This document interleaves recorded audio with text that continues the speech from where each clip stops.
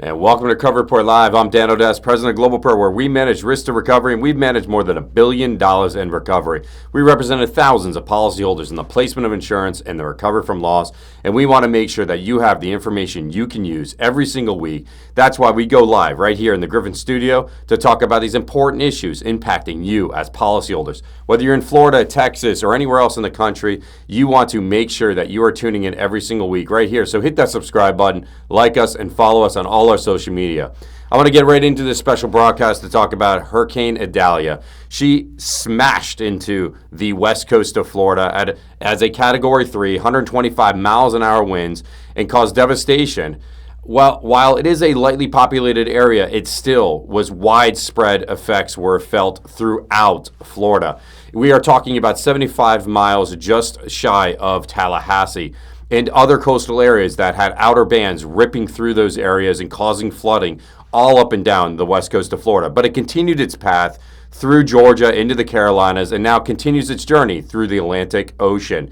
And some of the models have it tracking back to the east coast of the United States.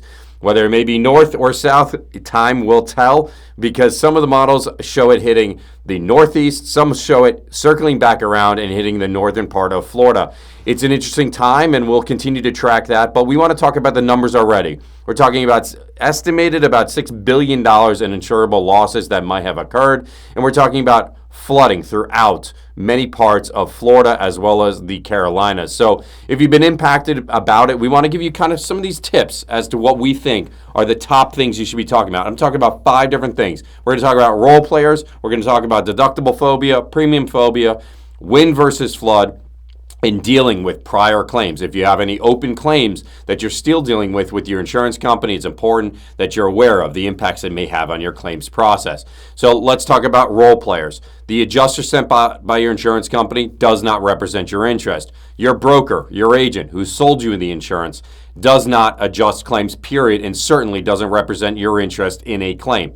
Now, they can certainly give you access to your policy, as they probably already should. But if they haven't, make sure you reach out to them, ask for the certified copy of the policy.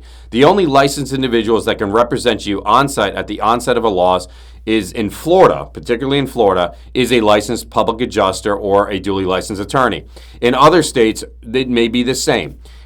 Again, check with your local laws. In the Carolinas, it is the same.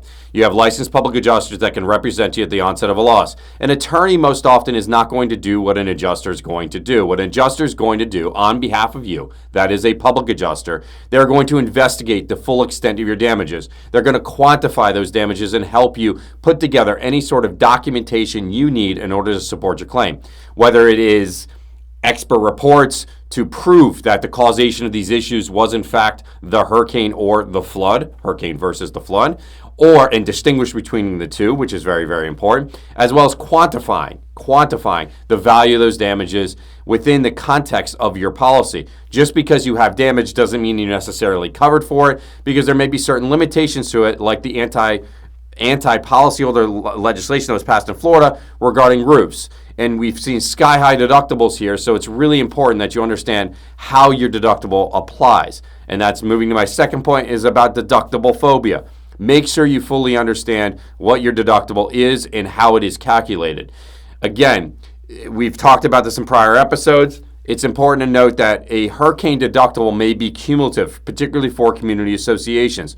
Most policies we have seen sold in the United States, whether in Florida or other parts of the country, are in fact cumulative, meaning it's really important to document whatever damages you had from this storm, because if you do not exceed your deductible today, if there were to be another storm, which there are many areas of interest still out there in the Atlantic as well as in the Gulf, and storms and storm systems brewing, these things are cumulative, meaning they add additive to it. They add to it, and they may exceed your deductible at that point. Really important. So don't get deductible phobia just thinking, oh my God, we have such a massive deductible, let's just avoid this whole situation and just start piecemealing our property back together.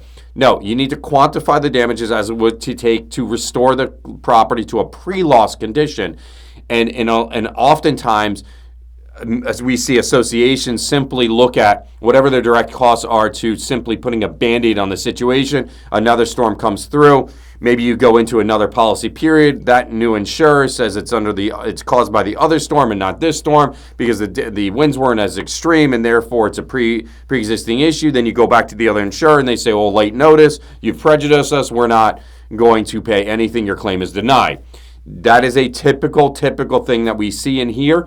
We've seen it for more than a decade here at GlobalPro, so be attuned to the fact that look for your deductible, look at how it's calculating. Is it calculated on the residential structure as well as the garage area or any ancillary buildings, or is it a cumulative thing where you add up the values of all of your insured locations and then take a percentage on that? It's really important to understand is if it's done separately or together, because maybe there isn't damage to your garage, but there is to the residential tower. And if you only make claim for damages on the residential tower at a particular location and the deductible is only for a percentage of the value of that structure, then obviously your deductible will be much lower than if you added them together, the garage and the residential structure.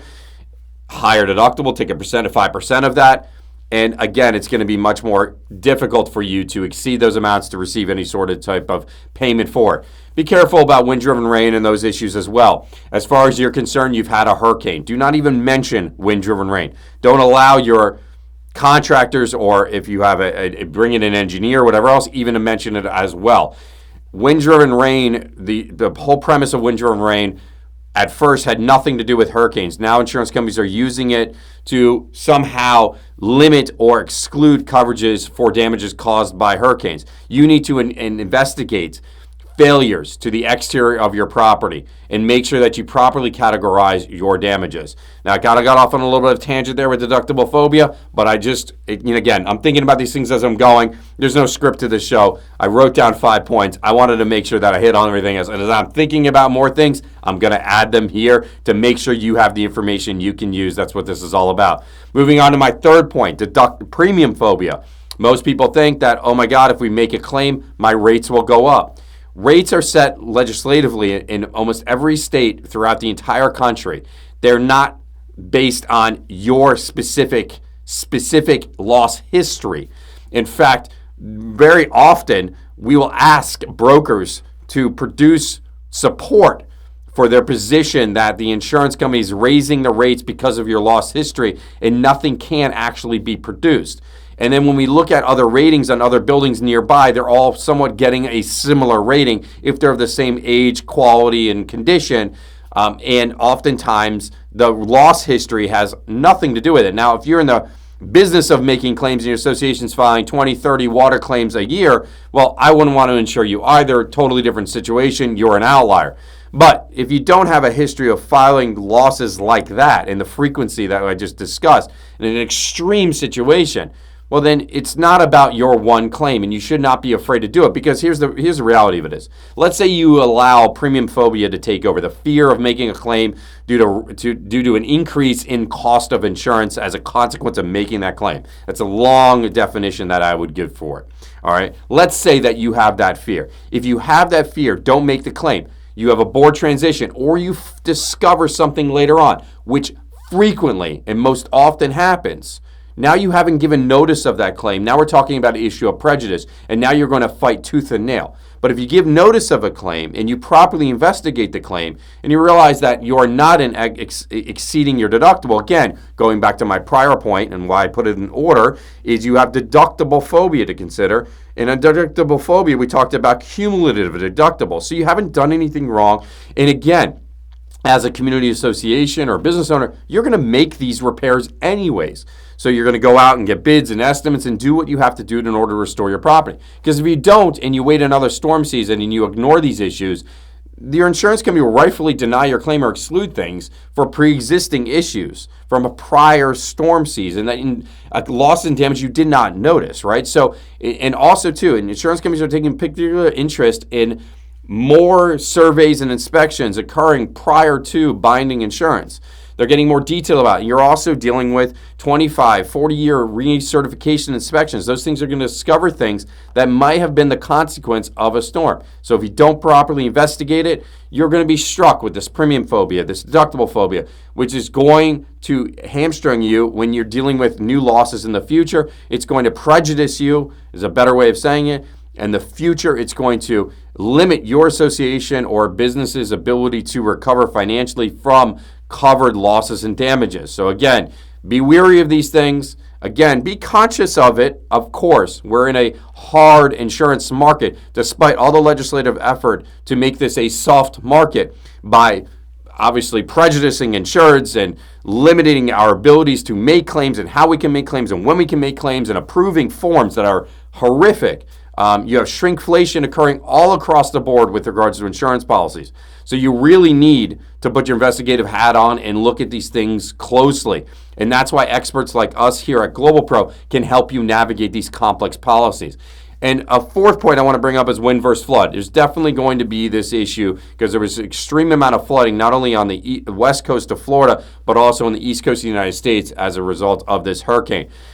However, there were heavy winds, 125 mile an hour, as they've been reported as of today. Those things can change, and they oftentimes upgrade these storms as they get more data and information from local people that were collecting information and data. They provide it to NOAA, and then NOAA goes back and recalculates these things. So as of today, though, we have 125 mile an hour, Category 3 winds, but you also had heavy flooding up and down the east coast of Florida, as well as on the west coast of Florida, and the east coast of the United States. So pay particular attention to this. It is important to distinguish between what is caused by flood and what is caused by wind, where you have total losses. I did see pictures that played over and over and over again. I know you probably see the same thing. You have 15 different angles of the same piece of property that happens. So be careful of this thing. You need to be able to make sure that you can distinguish them two. It's very, very important.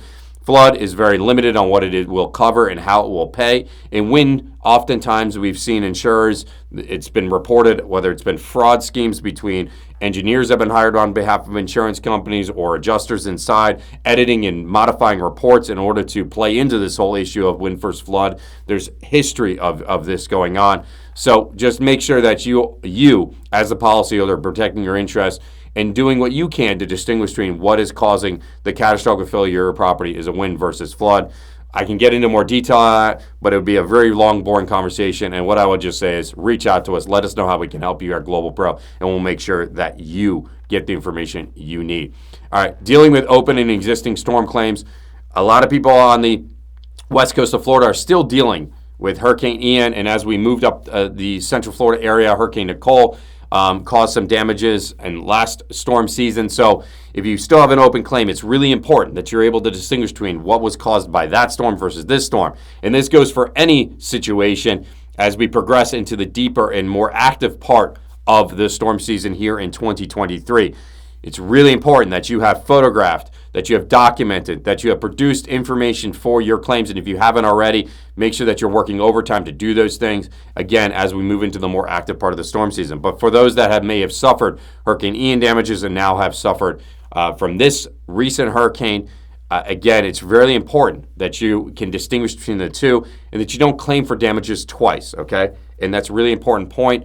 Don't get motivated by greed. Make sure that you are being very specific as to what you're doing. If you can't distinguish between the two, make sure you disclaim that. Look, my roof blew off during Hurricane Ian, and now I have more roof damage. Whether it's paid here or there, and I'm still disputing my Hurricane Ian claim with my insurer, I'm not sure to the extent that there was additional damages here, but I know that there were.